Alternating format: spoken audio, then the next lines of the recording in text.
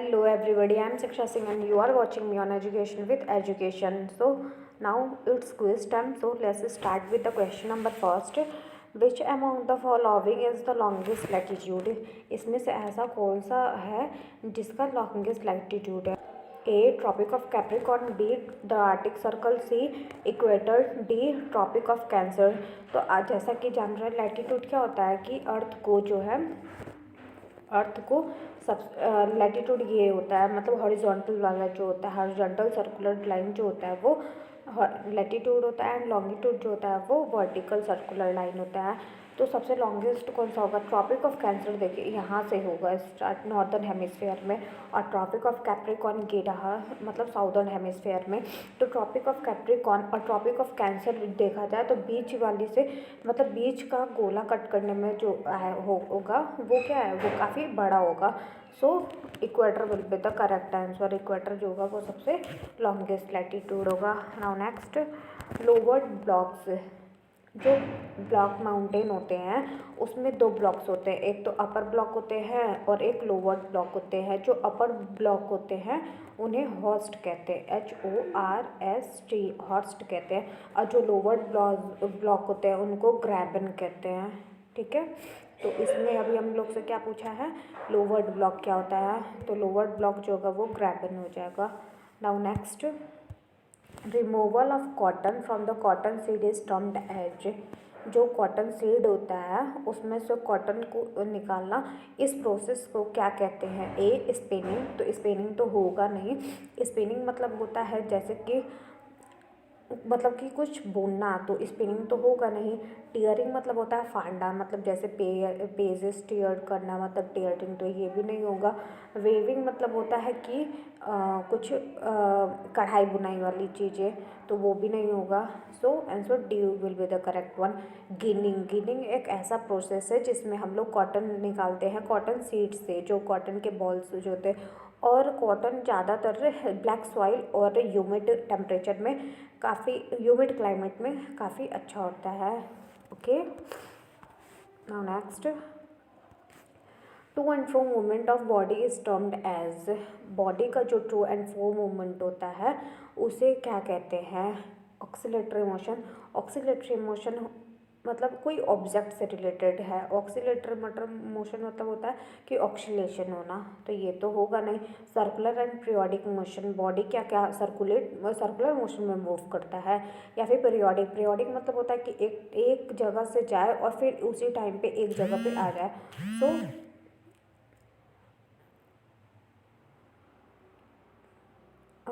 Circular and periodic motion भी नहीं होगा।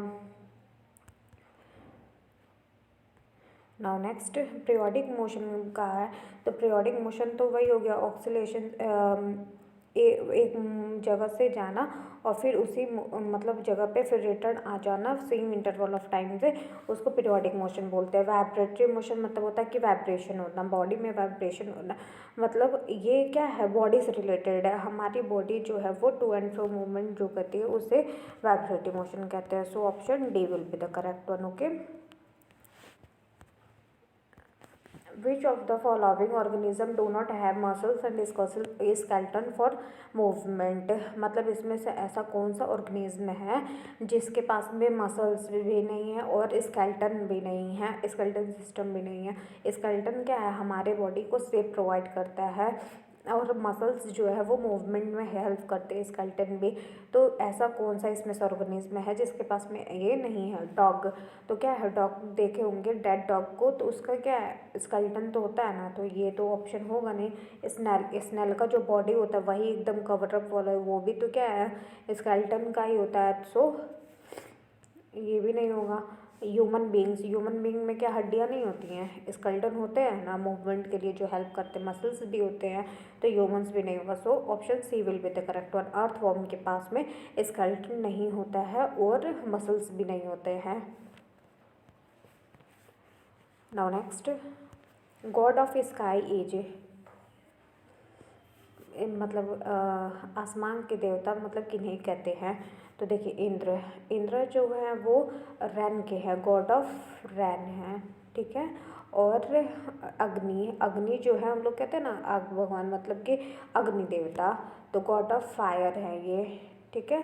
वरुण, वरुण जो है वो गॉड ऑफ स्काई हैं, ठीक है। So option C will be the correct one, option C. Now next, people ate dash ate fruit cereals and meat. कहाँ के जो पीपल जो है वो फ्रूट्स का मतलब फ्रूट्स खाते थे, सीरियल्स खाते थे और मीट। तो देखिए कोलकाता, कोलकाता उस टाइम स्टेट बना ही नहीं था। कोलकाता काफ़ी सेंसिटिव अफेयर्स बाद बना, तो ये तो ऑप्शन होगा नहीं। लोथल सिटी भी नहीं होगा। मोहनजोदारो फर्स्ट सिटी था तो वहाँ भी नहीं। फ्रूट्स सीरियल्स जो है वो इनाम गाँव के लोग खाते थे, ठीक है। So option B will be the correct one. Now next, where Garo Hills are located. कहाँ पे जो है वो गारो हिल्स लोकेटेड है। तो गारो हिल्स जो है वो ईस्ट, वेस्ट, नॉर्थ, साउथ है। मतलब ऐसे है ना मैप हमारा, सॉरी, ऐसे करके यहाँ पे गुजरात, फिर ऐसे, फिर ये रहा, ऐसे करके है ना। तो मुझे ढंग से बनाना नहीं आ रहा, आप लोग देख लीजिएगा।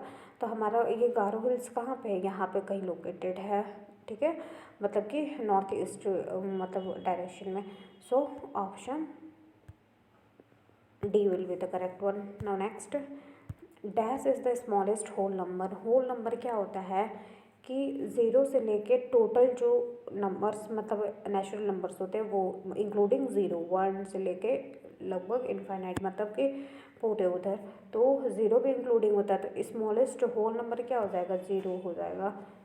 सो answer C will be the correct one. Now next and last, which of the following is biodegradable and can be added to a composed feed as food for the red worms? जो red worms होते हैं मतलब कि कीड़े मकोड़े red वाले, वो जो होते हैं वो किस इनमें से कौन सा है जो कि उसका भोजन होते हैं, और साथ ही साथ वो बायोडिग्रेडेबल होना चाहिए। बायोडिग्रेडेबल मतलब होता है ऐसे सब्सटेंसेस जो कि मतलब ऐसे वेस्ट जो कि डिग्रेड हो जाए, मतलब कि समाप्त हो जाए, ख़त्म हो जाए।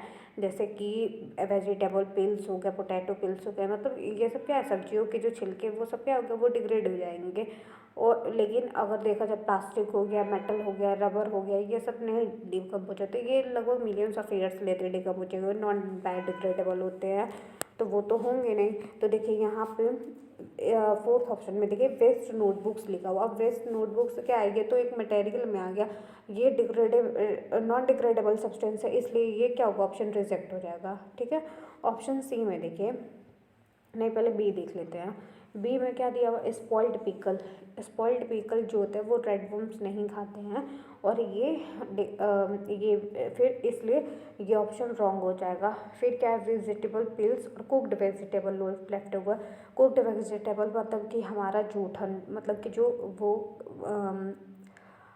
वो कुक्ड वेजिटेबल्स जो फेंकते हैं, अनाज जो फेंकते हैं, वो तो वो नहीं रेड वर्म्स खाते हैं। वो लोग वेजिटेबल पिल्स, क्योंकि वो क्या है अर्थ की धरती के मतलब नीचे रहते हैं, और रेड वर्म्स जो होते हैं वो सिर्फ डिग्रेडेबल चीज़ें खाते हैं, जैसे कि वेजिटेबल पिल्स हो गया, फ्रूट्स लेफ्ट ओवर्स, फ्रूट्स भी क्या है डिग्रेड हो जाता है, और लीव्स पत्तियाँ जो हो गए। So option C will be the correct one, okay. Now the quiz is completed. I think you all have understood. So thank you.